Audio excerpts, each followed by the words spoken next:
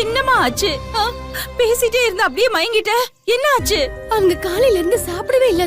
அதான் பசியில மயக்கம் அடிச்சு விழுந்துட்டாங்க. ஏன் சாப்பிடல? சஷ்டி விரதம் இருக்காங்க அத்தை. கௌதம் நல்லபடியா ஜெயில இருந்து வெளியே வரணும்னு அவங்க வேண்டிக்கிட்டு இருந்திருக்காங்க. அதனால காலையில இருந்து பச்சை தண்ணி கூட வாயில படாம விரதம் இருக்காங்க. விரதத்தை முடிக்க இப்ப கோவிலுக்கு வந்து அர்ச்சனை பண்ணிட்டு இப்பதான் பொங்கலை சாப்பிடலான்னு உட்கார்ந்தோம். அப்பதான் நீங்க வந்தீங்க. ஏன் ரேவதி, ஏன் இப்படி எல்லாம் பண்ற? சின்ன வயசுல இருந்தே இவ இப்படிதான். அடுத்தவங்க நல்லா இருக்கணுங்கிறதுக்காக இவ என்ன தியாகத்தை வேணாலும் செய்வா. இன்னும் ஏன் நீ இப்படியே இருக்க?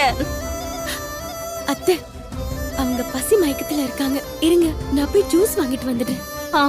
நீ போமா. ரேவதி, சாஞ்சிக்கிறியா? இல்ல.